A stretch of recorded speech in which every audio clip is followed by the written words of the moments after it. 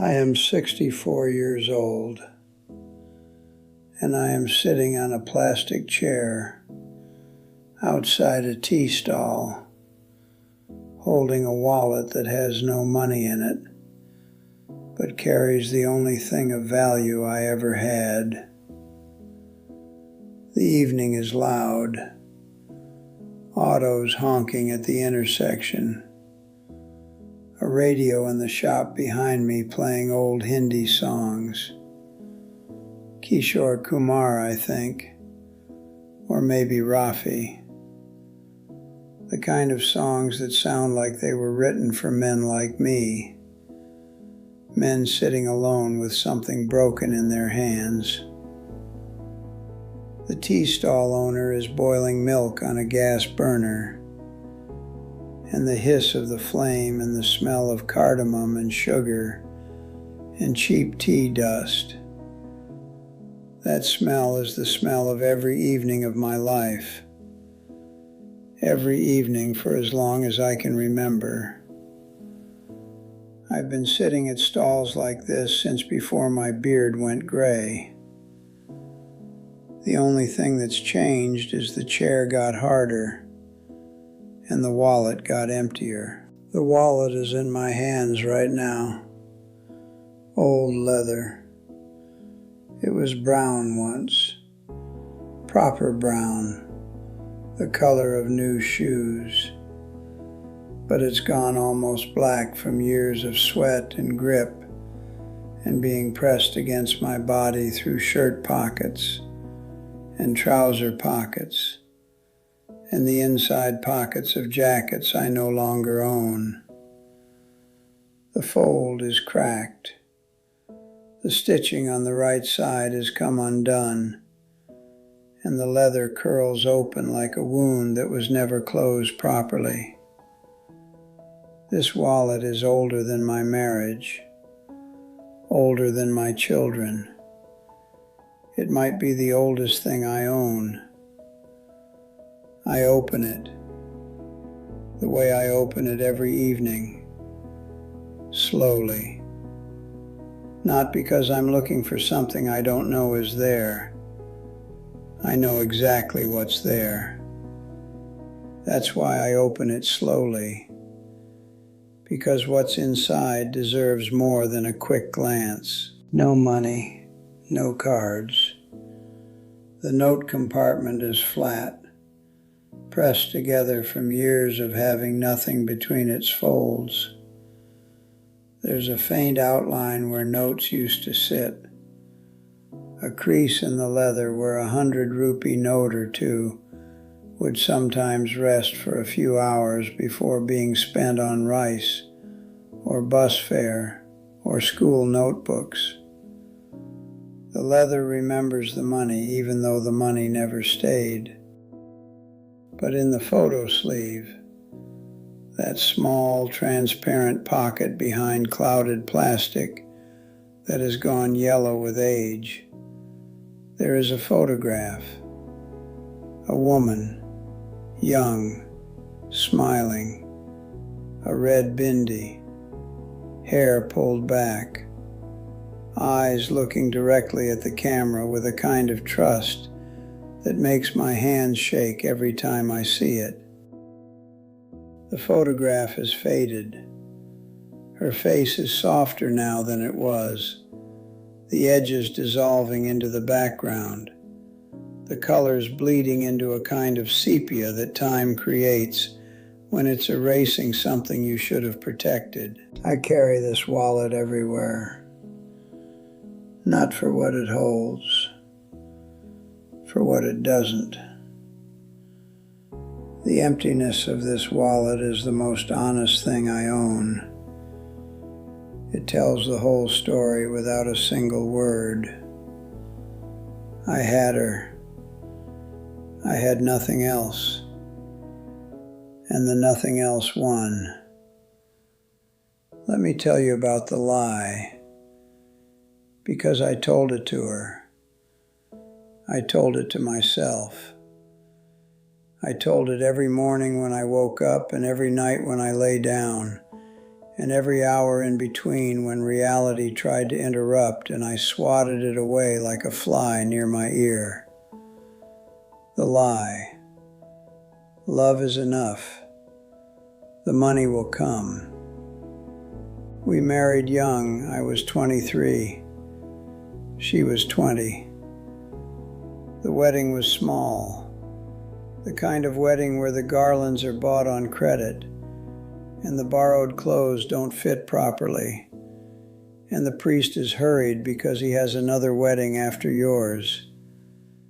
The kind of wedding where love is the only guest who shows up without an invitation, and everyone else is there out of obligation. I was a daily wage worker. Some days I painted houses. Some days I loaded trucks at the market. Some days there was nothing, and I sat on a footpath waiting for someone to need a pair of hands. My hands were strong. My plans were not.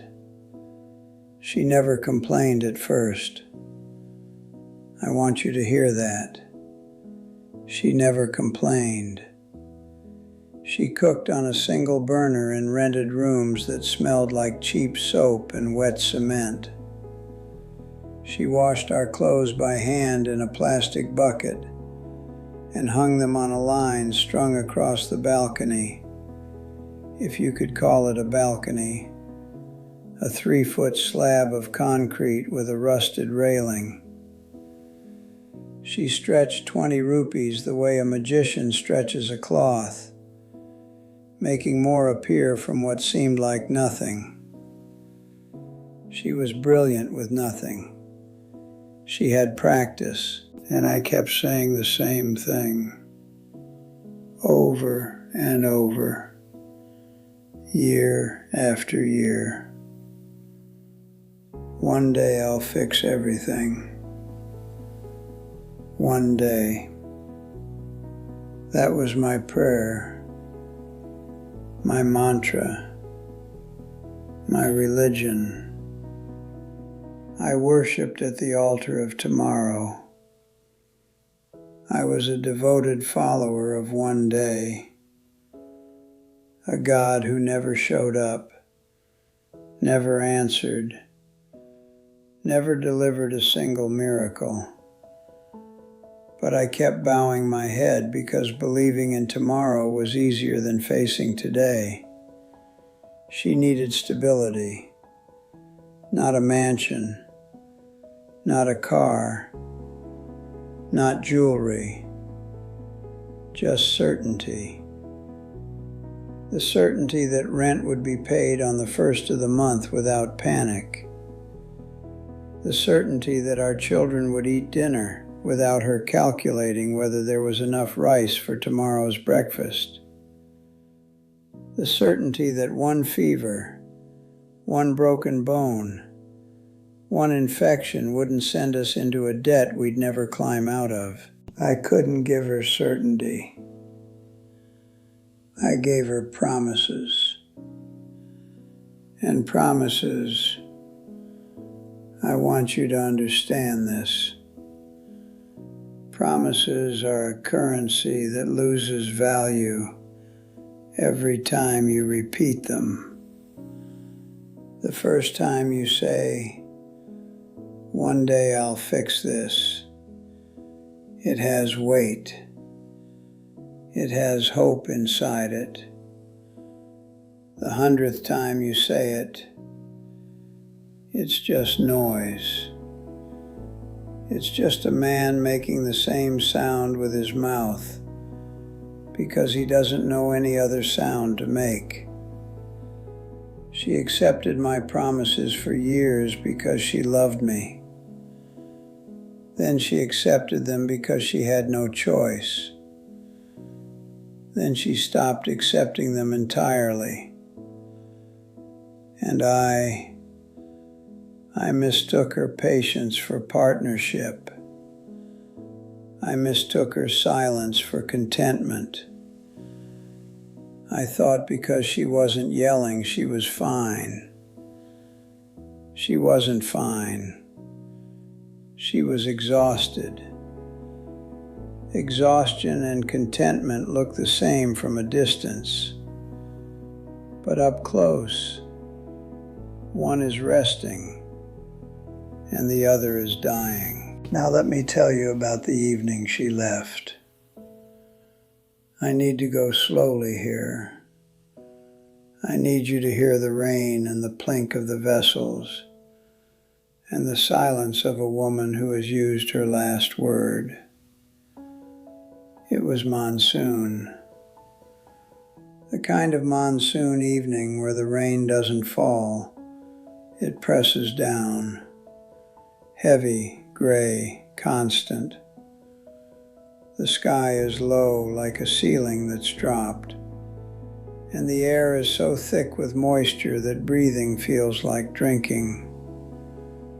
Our rented room was on the second floor of a chawl, a small room, one window, one door, a kitchen area that was just a counter and a burner, a bathroom shared with 3 other families down the hall. The ceiling leaked 2 places. I'd stuffed cloth into the cracks during last year's monsoon, and the cloth had held for 11 months, and then it hadn't. 2 thin streams of brown water dripped from the ceiling into steel vessels we'd placed on the floor. The vessels pinged with every drop. Plink, plink, plink. A rhythm that sounded like a clock counting down something I couldn't see. Our daughter needed school fees by Friday. 3,000 rupees. It was Wednesday. I had nothing. Not 3,000. Not 300. Not 30. The wallet was in my hands, open on the bed, and I was staring at the empty note compartment, the way a man stares into a well that's gone dry, hoping water will appear if he just keeps looking. The room smelled like wet walls and kerosene from the stove, and that particular monsoon smell that Mumbai has. Rain and garbage and concrete and something metallic, something that tastes like rust when you breathe it in. She was standing at the doorway. I can see her now. Every detail. Sharper than yesterday. Sharper than this morning. As though my memory has decided to preserve this one image in higher resolution than everything else in my life. Her arms were crossed. Her sari was damp at the edges from hanging clothes on the balcony line in the rain. Her hair was pulled back, the way it always was. Practical, not styled, because styling was a luxury, and she had stopped indulging luxuries so long ago, she'd forgotten they existed. She didn't yell. I need you to understand this. She didn't raise her voice. She was past yelling. Yelling requires energy, and energy requires hope. And hope requires a reason to believe that the person you're yelling at will hear you and change. She had none of those things left.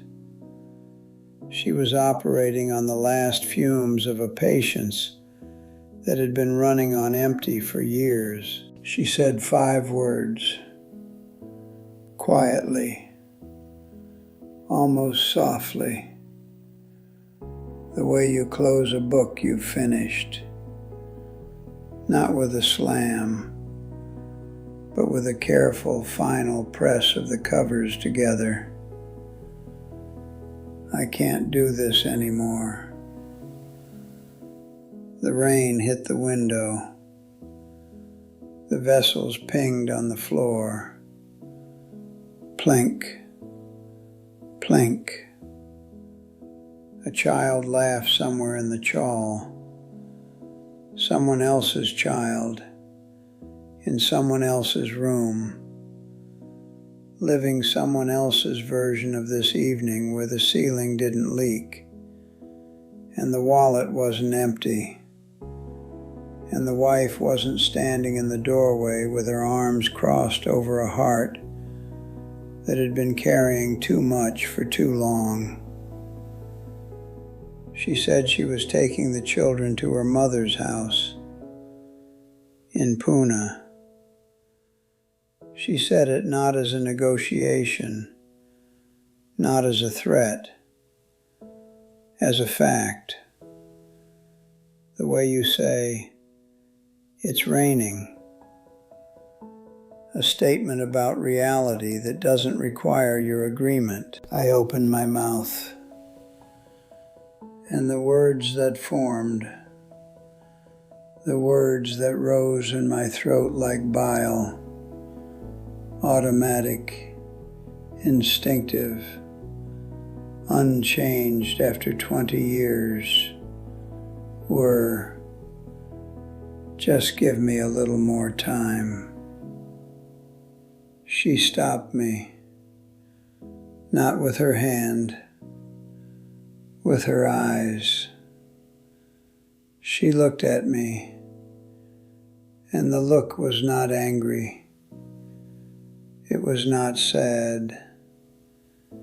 It was clear. The clearest her eyes had been in years. And she said, "You've been saying that for 20 years. 7 words. 20 years of marriage summarized in 7 words. And every single one of them was true. And I had no defense against the truth. Because truth doesn't need volume. It just needs accuracy. The rain hit the window harder. The vessels pinged faster. I looked down at the wallet in my hands. Cracked, open, empty. And I saw it for what it was. Not a wallet, a mirror, a leather-bound reflection of everything I had offered this woman. Love, yes. Devotion, yes. But love in an empty wallet. Devotion with no direction. 20 years of one day in a note compartment that never held anything long enough for it to matter. She packed one bag, not a suitcase, a cloth bag, the kind you take to the market. She put in what she needed. The children. Our son was 15. Our daughter was 12. Stood by the door. They didn't look at me. Not with anger. With something worse. With the practiced avoidance of children who have learned not to look at the source of the instability, because looking at it makes it real. She walked out. The children followed. The door didn't slam. It closed. Softly. Gently. With the careful precision of someone who had already left long ago in her heart and was only now letting her body follow.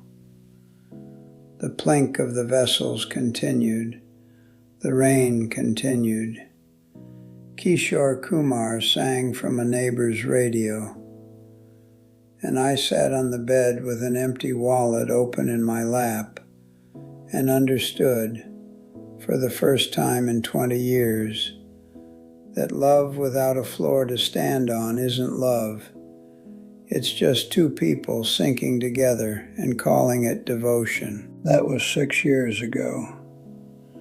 She never came back. She lives with her mother in Pune. The children are with her. My son works now. Some computer job, I think. My daughter is in college. They call me on festivals. Diwali, Eid, birthdays sometimes.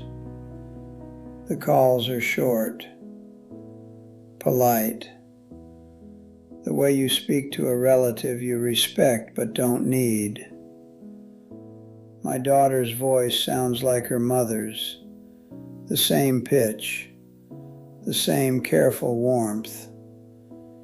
And every time I hear it, it's medicine and wound at the same time.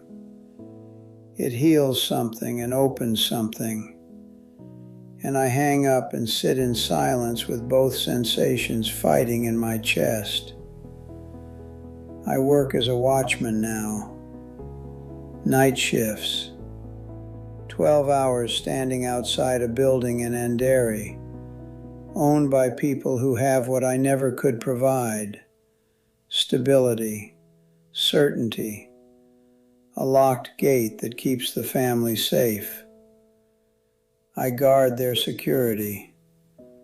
I couldn't build my own. The wallet sits in my pocket. Always. I open it at this tea stall every evening.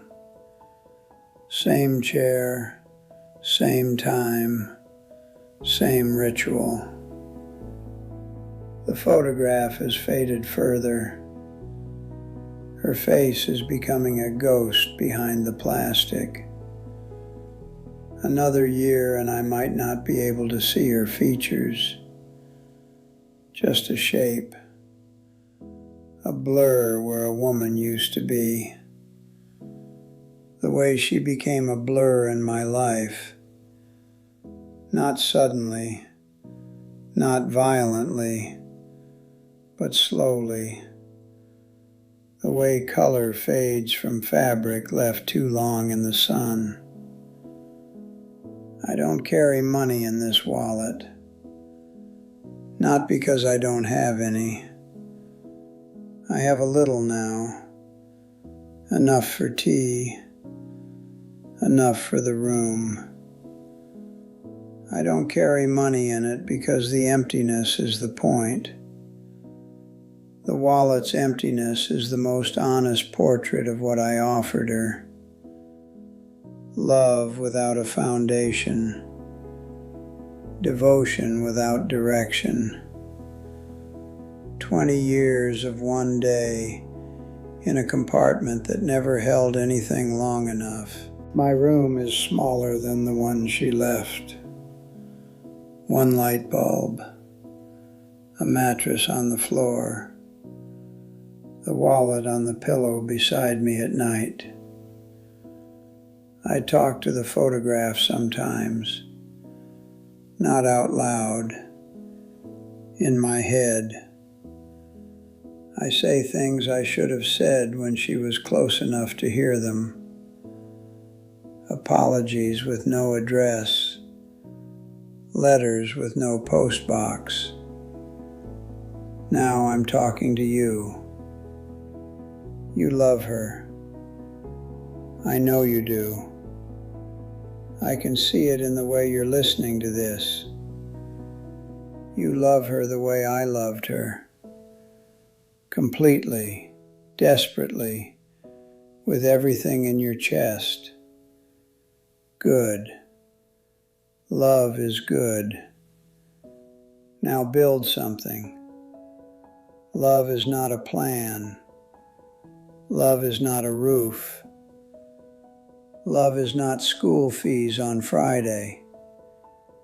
You can hold her hand in the dark, but you cannot feed your children with a handshake.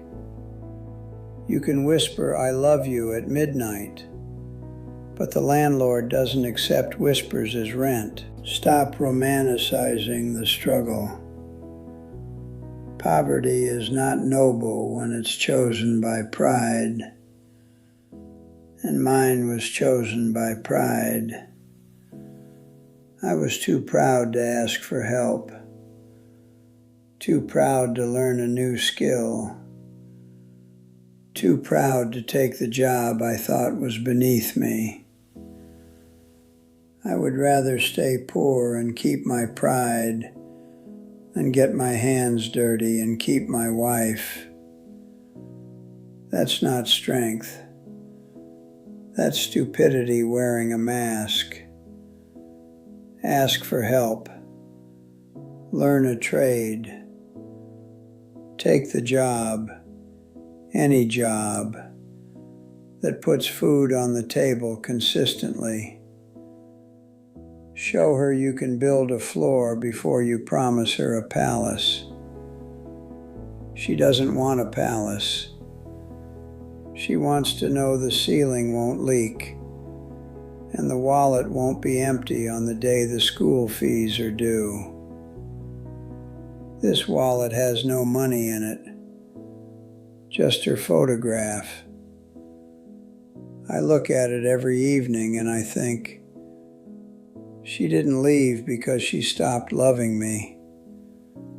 She left because love alone couldn't keep the roof from leaking and the stomach from growling and the children from wondering why their father's promises never kept them warm. Build something, anything, a small floor to stand on, because love without a foundation isn't love. It's just two people drowning and calling it devotion.